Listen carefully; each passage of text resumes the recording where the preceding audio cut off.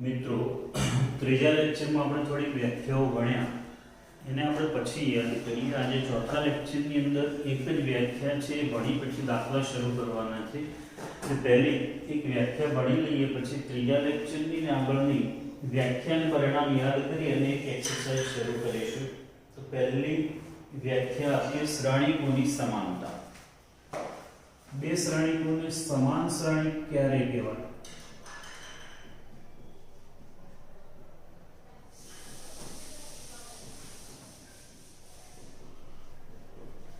શ્રેણીકોની સમાનતા.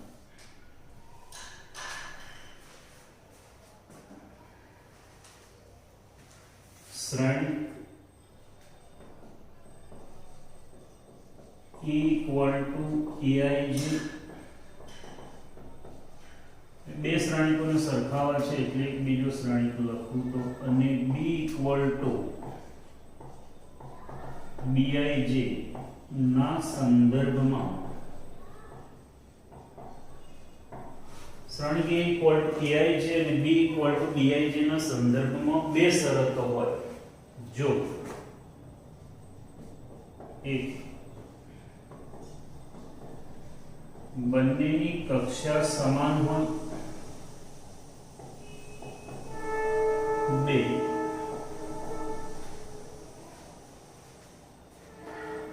એનો દરેક સભ્ય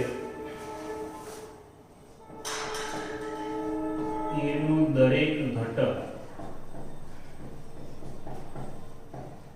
બીના અનુરૂપ ઘટક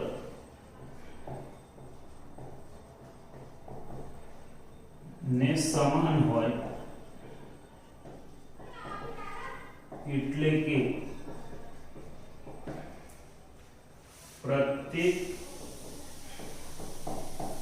I અને J માટે EIJ equal to BIJ, તો A અને B સમાન શ્રેણીકો કહે છે.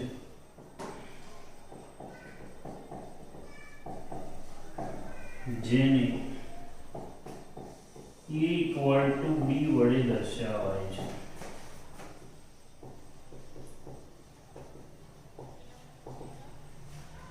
બે શરત હોવી જોઈએ. આમ તો પહેલી શરત હોય ત્યારે જ બે શ્રેણીકોને સરખાવી શકાય એવું બહુ સામાન્ય છે. આપણે લખીએ તો પણ સમજાઈ જાય કે દાખલા તરીકે બે શ્રેણી સમાન છે માટે બંનેની કક્ષા સરખી હોવી જોઈએ. એક શ્રેણી લખીએ આપણે 2/2. આ એક શ્રેણી છે 2 3 0 1. હું બીજો શ્રેણી લખું તો એ 2/2 જ લખાશે સમાન શ્રેણી માટે, અને બંનેના અનુરૂપ ઘટકો સમાન હોવા જોઈએ. A112 છે તો અહીંયા B112 જ હોવો જોઈએ. A123 છે તો B123 હોવો જોઈએ. A210 છે તો B210 થવો જોઈએ. A221 છે તો B22 પણ 1 થવો જોઈએ. એટલે પ્રત્યેક I અને J માટે ટૂંકમાં આ ઘટક આપણે A શ્રેણી કહીએ અને B શ્રેણી કહીએ. તો A11 બરાબર 2 છે, અહીંયા B11 બરાબર 2 છે, A12 બરાબર 3 છે, B12 બરાબર 3 છે, A21 બરાબર 0 છે, B21 બરાબર 0, A22 બરાબર 1, B22 બરાબર 1. એટલે આ A11 ને B11 સરખા હોવા જોઈએ, A12 અને B12 સરખા હોવા જોઈએ, A21 અને B21 સરખા હોવા જોઈએ, A22 અને B22 સરખા હોવા જોઈએ. એટલે પ્રત્યેક I અને J માટે EIJ equal to BIJ હોય તો બંને શ્રેણીકોને સમાન શ્રેણીકો કહેવાશે. અને આવા વખતે બંનેની કક્ષા સમાન જ હશે. સમજી છે? એક બીજું ઉદાહરણ લો. દાખલા તરીકે આ બે શ્રેણીક સમાન છે AB23XY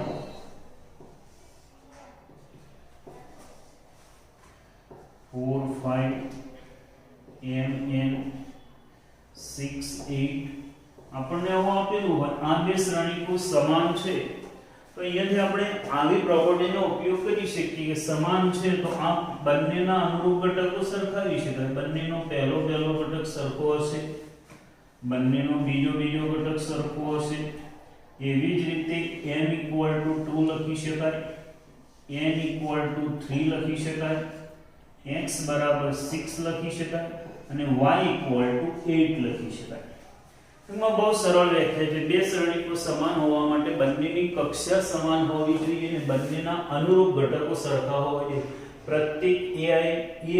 પ્રત્યેક i અને j માટે aij = bij થાય તો એ બંને શ્રેણીકો સમાન કહેવાય અને બે સમાન શ્રેણીકને a = b વડે દર્શાવાય છે જોઈએ હવે આપણે પહેલી એક્સરસાઇઝ શરૂ કરીએ ત્યાં સુધીના થિયરીના પોઈન્ટ અહીંયા પૂરા થઈ જાય છે તો એને 2 મિનિટની અંદર બધા જ પરિણામો યાદ કરી લઈએ તો આવા હતા પહેલા લેક્ચરથી શરૂ કરીને સૌથી પહેલા આપણે શ્રેણીકની વ્યાખ્યા આપી તો શ્રેણીક કોને કહેવાશે તો સંખ્યાઓ અથવા વિધેયોને ક્રમમાં લંબચોરસ સારણી લંબચોરસની અંદર સંખ્યાઓ ગોઠવી એને આપણે શ્રેણીક કહીએ છીએ આ જે બધા વિધેયો અને સંખ્યાઓને શ્રેણીકના ઘટકો કહેવાય છે શ્રેણીકની અંદર આવતી આડી રેખા પર એટલે કે સમક્ષિતિજ રેખા પર આવતા ઘટકોથી આપણને હાર મળે છે અને ઊભી રેખા એટલે કે શિરોલંબ રેખા પર આવતા ઘટકોથી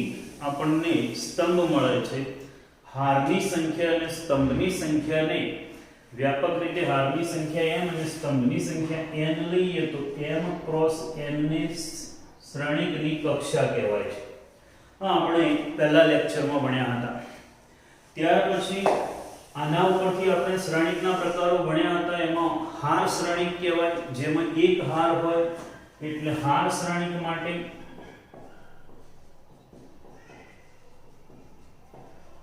આ કક્ષાવાળા શ્રેણીકને હાર શ્રેણીક કહેવાશે એ જ રીતે એક સ્તંભ હોય એટલે કે m ક્રોસ 1 કક્ષાના શ્રેણીકને સ્તંભ શ્રેણીક કહેવાશે ચોરસ શ્રેણીક માટે m = n હોય એટલે કે હાર અને સ્તંભની સંખ્યા હારની સંખ્યા અને સ્તંભની સંખ્યા સમાન હોય તો આપણે એને ચોરસ શ્રેણીક કહીએ છીએ m અને n સરખા હોય ત્યારે ચોરસ શ્રેણીક માટે સામાન્ય રીતે n ક્રોસ n વપરાય છે ત્યાર પછી ત્રીજા લેક્ચરની અંદર આપણે વિકર્ણ શ્રેણીક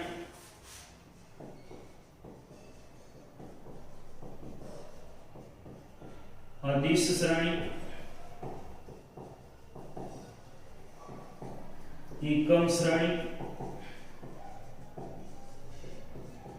આના સિવાય એક શૂન્ય શ્રેણીક ભણ્યા હતા હવે વિકર્ણ શ્રેણીકની વ્યાખ્યા આવી હતી કે જો કોઈ શ્રેણીક ચોરસ શ્રેણીક હોય તેના વિકર્ણ સિવાયના ઘટકો ત્રીજા લેક્ચરની અંદર ક્યાંક શબ્દની અંદર આવું બોલાઈ ગયું હોય તો આપણે એને સુધારી લઈશું વિકર્ણ ઘટકો શૂન્ય એવો શબ્દ આવતો હોય કોઈ પણ વ્યાખ્યામાં એવો બોલાઈ ગયો હોય તો એને સુધારી લઈશું વિકર્ણ ઘટકો સિવાયના ઘટકો શૂન્ય હોય તો આને આપણે વિકર્ણ શ્રેણીક કહીએ છીએ વિકર્ણ ઘટકો કોને કહેવાય તો વિકર્ણ ઘટકો માટે i = j થાય 3/3 માટે કહીએ તો આ ત્રણ વિકર્ણ ઘટકો છે આના સિવાયના એટલે વિકર્ણ ઘટકો સિવાયના ઘટકો કહેવાય આની વ્યાખ્યા આપણે એવી આપીએ કે વિકર્ણ શ્રેણીકની કે વિકર્ણ ઘટકો સિવાયના ઘટકો એટલે aij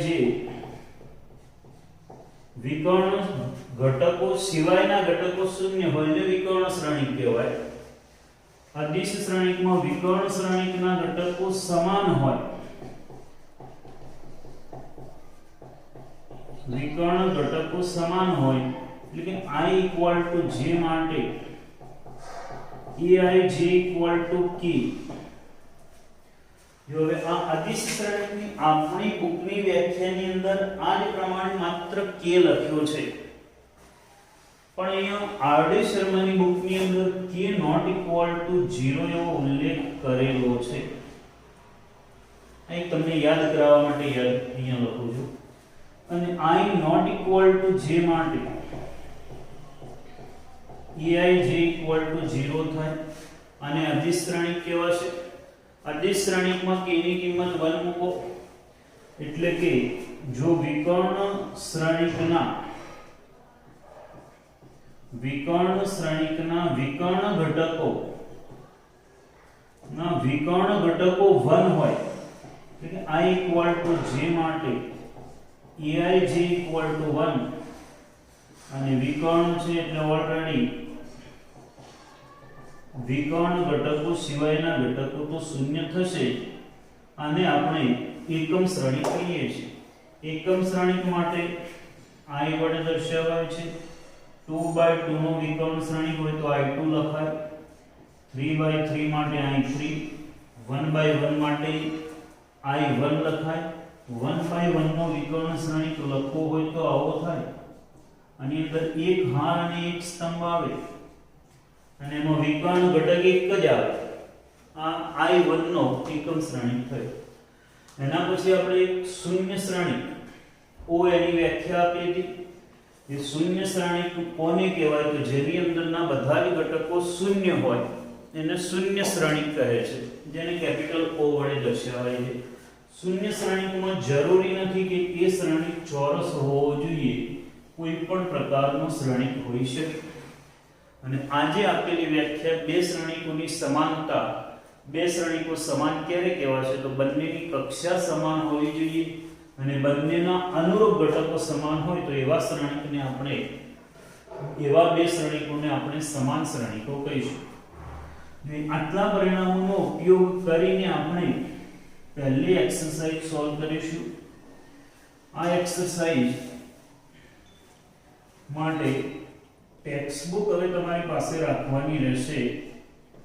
કદાચ અત્યારે ટેક્સ્ટબુક ના હોય તમારી પાસે તો હું શરૂઆતમાં એકાદ એક્સરસાઇઝ સુધી રકમ લખીશ, પછી તમે એક્સરસાઇઝ બુક મેળવી લો એટલે પછી એના નંબર પ્રમાણે આપણે રકમ લખવા માટે સમય નહીં બગાડીએ. એ રકમ તમે બુકમાંથી અથવા મોબાઈલમાં પીડીએફ ફાઇલનો ઉપયોગ કરીને તમે એ જોઈ શકો. અત્યારે હું રકમો લખું છું. જુઓ તો એક્સરસાઇઝ 1 નો પહેલો એક્ઝામ્પલ.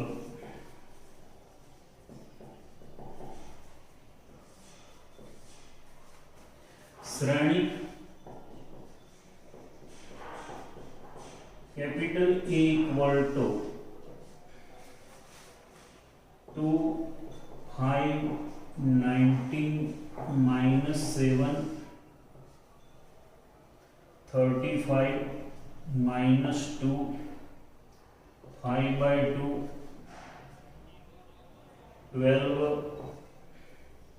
√3 1 -5 અને 17 માટે 1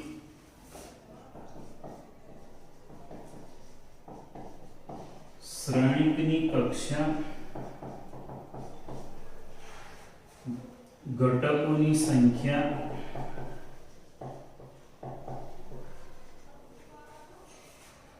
અને ત્રીજો પ્રશ્ન ઘટકો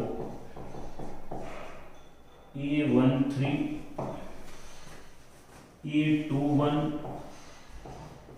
A33 A24 અને A23 લખો. જોઈએ પ્રશ્ન બહુ સરળ છે, પણ પ્રશ્ન સાથે લખવાની સિસ્ટમ પણ હું જે લખું છું તે જુઓ અને એ પ્રમાણે લખવાનો પ્રયત્ન કરો. તો જોઈએ સૌથી પહેલા આપેલા શ્રેણિકની A ની અંદર 3 હાર છે. આડી લાઈનને હાર કહેવાય. આ પહેલી હાર છે, બીજી હાર છે, ત્રીજી હાર છે, એટલે હારની સંખ્યા 3 છે. સ્તંભની સંખ્યા અહીંયા તમે જોઈ શકો તો 4 છે. એટલે હું લખું છું અહીં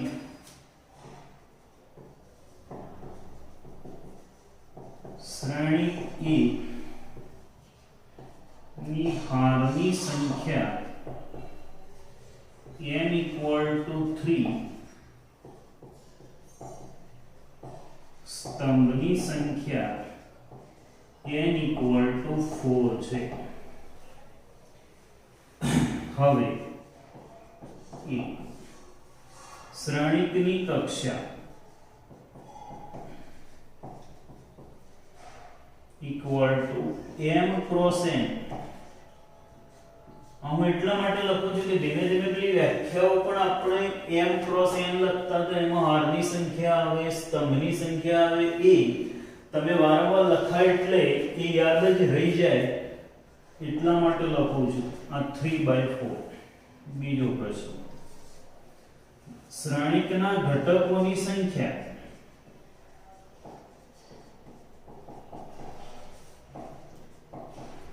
શ્રેણિકના ઘટકોની સંખ્યા યાદ કરો. જે શ્રેણિકની કક્ષા m/n હોય તેના ઘટકોની સંખ્યા m ગુણ્યા n જેટલી થાય. m ગુણ્યા n 3 ગુણ્યા 4 એટલે 12.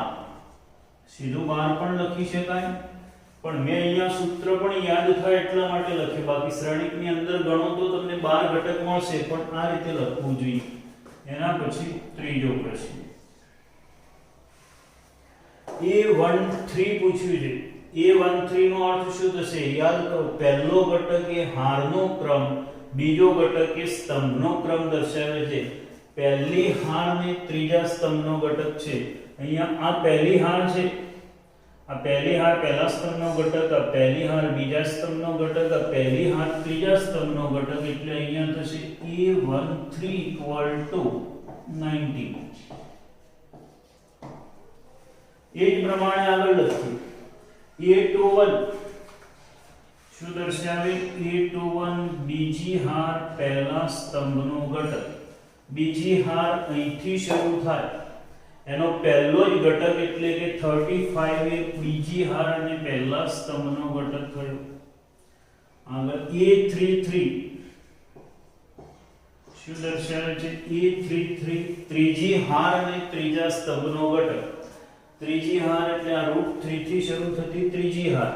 આ એનો પહેલો ઘટક, બીજો ઘટક, અત્યારે ત્રીજો ઘટક માંગ્યો છે -5. એ જ પ્રમાણે A24 બીજી હાર ચોથો ઘટક.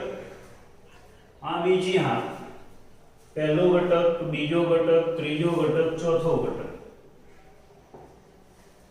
A23 બીજી હાર ત્રીજો ઘટક. આ જ હાર છે, એનો ત્રીજો ઘટક છે 5/2. જો અહીંયા તો આપણને 5 ઘટકો પૂછ્યા છે, બાકી આ 12 માંથી ગમે તે ઘટક પૂછી શકાય. બરાબર છે? આ પહેલો પ્રશ્ન છે.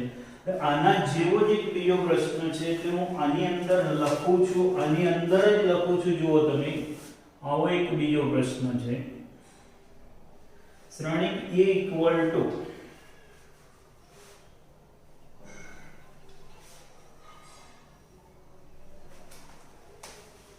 1 1 9 -11 2 3 8 -15 3 -7 -12 અને -6 માટે શ્રેણિકની કક્ષા, એના ઘટકોની સંખ્યા, એના ઘટકો A12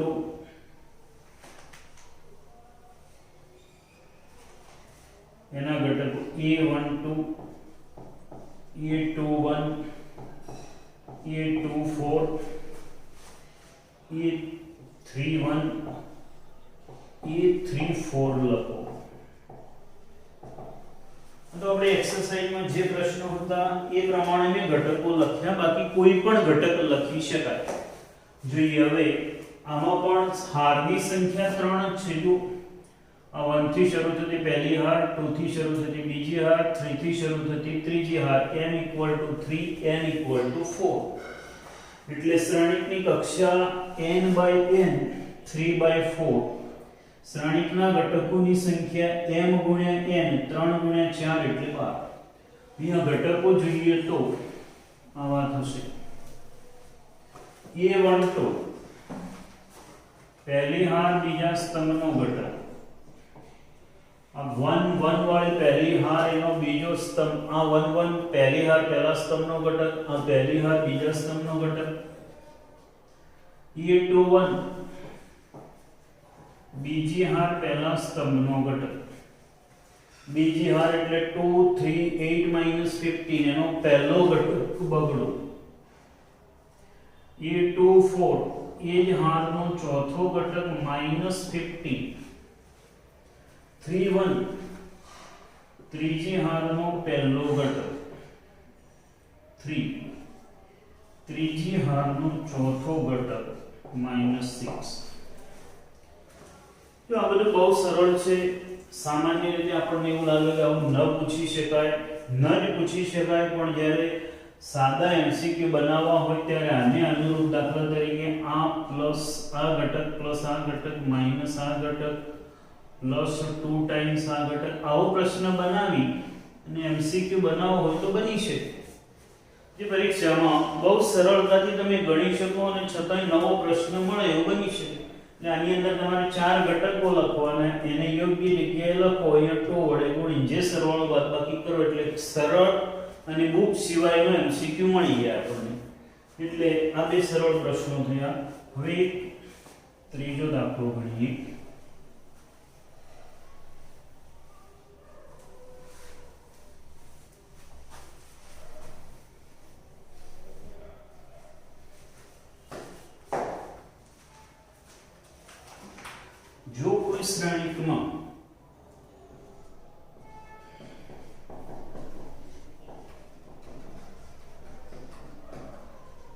જો કોઈ શ્રેણિકમાં બરાબર 8 ઘટકો હોય તો તેની શક્ય કક્ષાઓ કઈ હશે? જો આગળના દાખલાની અંદર આપણને શું આપ્યું હતું? શ્રેણિક આપ્યું હતું એટલે એની કક્ષા આપી હતી એમ કહેવાય, અને એના ઉપરથી એમાં કેટલા ઘટકો આવે એવું આપણે નક્કી કર્યું. આ પ્રશ્નની અંદર શું આપેલું છે? ઘટકોની સંખ્યા આપેલી છે, એટલે m ગુણ્યા n આપેલું છે. અહીં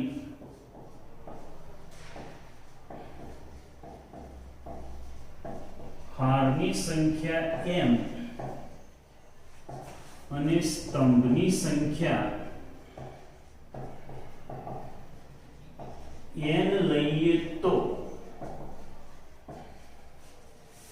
n into n equal to 8 આપેલ છે. હવે અહીંયા આપણે એવું લખવું છે કે શ્રેણિકોની કક્ષાઓ કેવી હોઈ શકે. દાખલા તરીકે આગળનામાં શ્રેણિકની અંદર 12 ઘટકો હતા તો એક 3/4 પ્રકારની કક્ષા આવતી હતી. એવી રીતે 8 ઘટકો આવે એવા કેટલી કક્ષાઓ મળી શકે જુદી જુદી? તો ટૂંકમાં એમ જ છે કે આપણે બે સંખ્યાઓનો ગુણાકાર 8 થાય, બે સંખ્યાઓનો ગુણાકાર 8 થાય એવા જુદા જુદા પ્રકાર લખવાના છે. અને એમાં પણ સંખ્યાઓ આપણે ધન પૂર્ણાંક જ લખવાની છે, કારણ કે હારની સંખ્યા કે સ્તંભની સંખ્યા ધન જ હોઈ શકે. તો માટે નીચે મુજબની શક્ય કક્ષાઓ મળે. તો જો હું આના પહેલા બે ભાગ પાડું છું, 1 ગુણ્યા 8, એક હાર હોય અને 8 સ્તંભ હોય તો ઘટકો 8 થાય. હવે આની એક્ઝેક્ટ ઉલટી બાજુમાં લખી જ લેવાની. 8 હાર હોય ને એક સ્તંભ હોય. હવે 1 થી આગળ વધારો, 2 ગુણ્યા 4, બે હાર હોય ને 4 સ્તંભ હોય. 2/4 લખી તો 4/2. હવે આગળ વિચારો તો 3, તો 3 નહીં આવે, કારણ કે 3 ના ગુણકથી 8 મળી શકે એમ નથી. પછી આગળ 4 વિચારો તો 4 વાળો વિકલ્પ ઓલરેડી આવી ગયો છે આપણી પાસે, એટલે આના પછીનો વિકલ્પ આવી ગયેલો વિકલ્પ ફરી વિચારવાનો આવે છે, એનો અર્થ કે હવે આગળ નહીં વિચારે તો કુલ પોસિબિલિટી મળી જશે. કેટલી શક્યતાઓ મળી? 4. અત્યારે તો આપણને એવું જ કહ્યું છે કે તેની શક્ય કક્ષાઓ કઈ થશે, તો આ 4 થશે. પણ એમ પૂછવું હોય કે આની શક્ય કક્ષાઓ કેટલી હશે, તો શક્ય કક્ષાઓ 4 હશે. તો આમ જોઈએ તો સાદા ગણિતનો ઉપયોગ થયો. બે સંખ્યાનો ગુણાકાર 8 થાય એવા ધન પૂર્ણાંકોની પોસિબિલિટી કેટલી? આમાં ક્રમનું મહત્વ હતું એટલે 4 થઈ ગઈ. આના પછીનો પ્રશ્ન આવો છે, એ તમે ઘેરથી જ ગણજો, હું ખાલી અહીંયા લખું છું, વિચારીએ.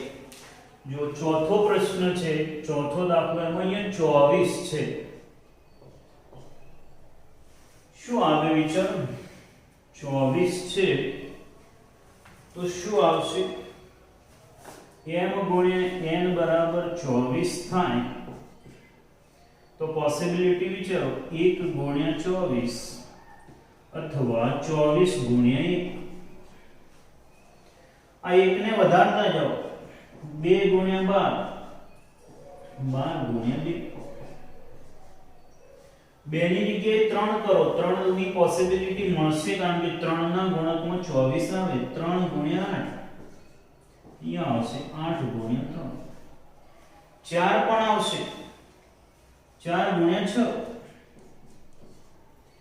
6 ગુણ્યા 4. 5 નહીં આવે, 5 ના ગુણકમાં 24 ના આવે. હવે આગળ વિચારો તો 6, તો ઓલરેડી 6 વાળો ભાગ આવી ગયો એટલે બાકીની બધી પોસિબિલિટીઓ આવી ગઈ. કેટલી પોસિબિલિટી થશે? 8. આવો જ એક પ્રશ્ન 13 વાળો છે. આપણો પાંચમો દાખલો છે, એમાં અહીંયા 13 છે. It should be very easy. 13 છે તો આના માટે શું થશે વિચારો? બે જ પોસિબિલિટી આવશે. 13 અવિભાજ્ય છે, જો એક હાર 13 સ્તંભ, 13 હાર 1 સ્તંભ. એ જ પ્રમાણે આપણો છઠ્ઠો દાખલો છે, એમાં અહીંયા 5 છે. આપણો છઠ્ઠો દાખલો છે, એમાં અહીંયા 5 છે. તો 5 મૂકું તો પણ એક જ, એટલે બે જ પોસિબિલિટી આવે. 1 ક્રોસ 5, 5 ક્રોસ 1. સાતમા એક્ઝામ્પલમાં 18 ઘટકો છે તો કેટલી પોસિબિલિટી આવે? 1 ક્રોસ 18, 18 ક્રોસ 1. બે વડે ભાગી શકાય છે. 2 ક્રોસ 9, 9 ક્રોસ 2, 3 ક્રોસ 6, 6 ક્રોસ 3. 4 નહીં આવે, 5 પણ નહીં આવે, 6 આવશે એટલે ઓલરેડી 6 વાળી પોસિબિલિટી આવી ગઈ એટલે આમાં 6 પોસિબિલિટી આવશે. એટલે આપણી પાસે આવા 6 7 સુધીના એક્ઝામ્પલની અંદર જુદા જુદા મૂલ્યો મૂકી અને તમે ગણી શકો. એના સિવાય પણ મૂલ્યો ઘણા બધા મૂકીને ગણી શકાય, પણ મૂલ્ય મૂકવાથી માત્ર તમને એના બે અવયવો આવડવા જોઈએ જેની મદદથી તમે પોસિબિલિટી નક્કી કરી શકો. તો આપણે જે ભણ્યા હતા એનો ઉપયોગ કરીને થોડાક દાખલા ગણ્યા. આજે આપણે આ ટોપિકને અહીંયા સુધી રાખીશું, પછી નવામાં આગળ ભણીશું.